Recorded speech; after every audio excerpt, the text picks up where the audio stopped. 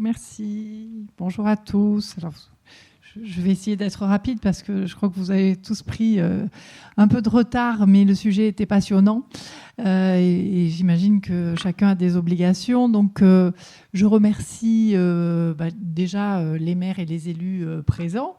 Et puis, évidemment, à la fois la métropole et l'agence d'urbanisme, alors Claude Fauchier et Frédéric Bossard, et évidemment tous les collaborateurs des différents services et de l'agence pour avoir monté ce séminaire, et remercier aussi tous les intervenants. Alors, tout a été filmé, donc voilà, ça sera sur les sites respectifs, et donc on pourra avoir une diffusion large de ces échanges enrichissants. Alors, c'est vrai que la fin de la voiture thermique, elle est donnée par des dates. Donc, les questions, évidemment, de production de véhicules électriques, de mise en place de bornes, de production de l'électricité nécessaire, sont des questions sur lesquelles il faut anticiper. Aujourd'hui, la motorisation des ménages reste sur un chiffre assez constant. Vous avez abordé la question de l'urbain et la question du périurbain. Ça va de soi. En milieu urbain, on a quand même une offre de transport en commun importante qu'on n'a pas forcément en milieu périurbain, et donc la nécessité d'avoir un véhicule. Alors moi, je suis venue avec ma Smart électrique parce que je me promène. C'est mon véhicule quotidien. J'ai la chance de pouvoir le recharger à mon domicile, mais c'est vrai que lorsque ça commence à clignoter, que j'ai pas forcément pris la recharge, enfin bon, et ainsi de suite, et que je me dis où est-ce que je peux la charger, c'est pas forcément simple. Donc évidemment la diffusion et la programmation d'une implantation de bornes. Alors la métropole, à travers son schéma, envisage de multiplier par 10 l'installation le nombre de bornes sur le territoire métropolitain. Je pense que c'est évidemment nécessaire. Mais on a eu alors l'AVEM qui est intervenu, Enedis et la RHLM, donc EDF, Lidl, Vinci, évidemment l'agence d'urbanisme. Donc la prise en compte à la fois des schémas de prospective et des opérateurs qui ont en charge l'installation des bornes et la fourniture électrique, mais également la question de l'équipement sur des lieux privés, que ce soit le parc HLM, les copropriétés, puisque la question a été posée. Bon, les particuliers, c'est un peu moins compliqué quand on peut rentrer chez soi son véhicule. Et également le volet entreprise. Comment les zones d'entreprise peuvent s'équiper, comment évidemment les opérateurs, on a eu Lidl qui a expliqué ça très bien, en plus de sa politique tarifaire. Mais voilà, c'est un sujet qui doit tous nous mobiliser, mais dans un schéma beaucoup plus large, puisque l'électromobilité est une des composantes de la question de la mobilité. Et vous savez qu'à l'échelle de la métropole, la mobilité est la priorité de la présidente Martine Vassal. Aujourd'hui, on voit la ville de Marseille en chantier avec les extensions de tramway, que ce soit au sud ou au nord.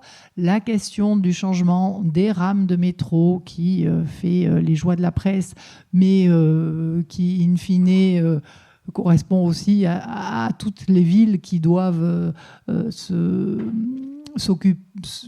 s'équiper et se moderniser. À Paris, la M14 est fermée jour et nuit. Ça pose de problème à personne. Voilà. Les gens s'adaptent. Bon, ici, les stations ferment, en tout cas, le métro ferme à partir de 22h, 4 soirs par semaine, c'est ça ? Puisque vendredi, samedi, ça fonctionne.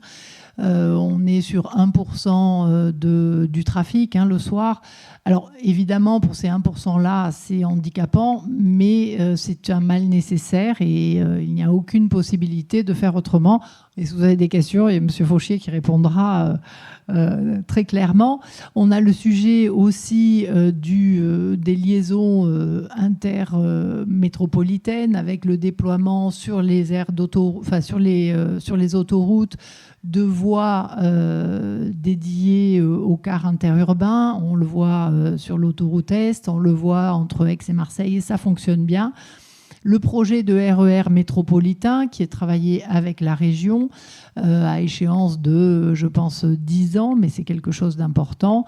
Évidemment, la ligne nouvelle Provence-Côte d'Azur qui impacte notre territoire et qui améliorera aussi le trafic interurbain et métropole et autres départements, avec le challenge du doublement de la gare Saint-Charles pour permettre un TER efficace et le passage des TGV.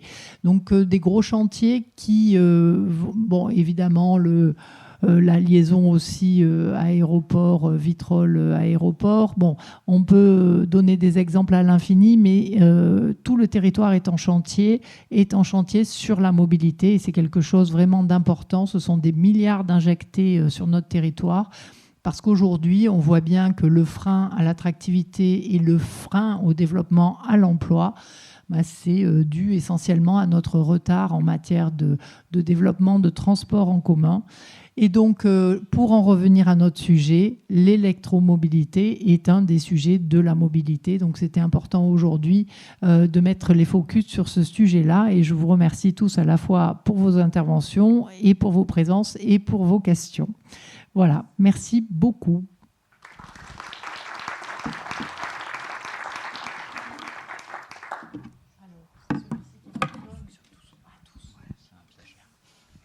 Merci.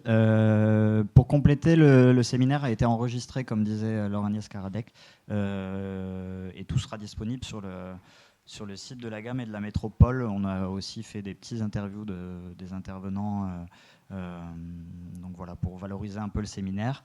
Et on va tout vous envoyer par mail. Normalement, vous avez rempli la feuille d'émargement avec votre mail et une petite signature. Donc on vous enverra tout par mail, que ce soit les présentations, les liens vers toute la valorisation. Voilà. Merci beaucoup pour votre présence. Bonne journée. Bon, merci.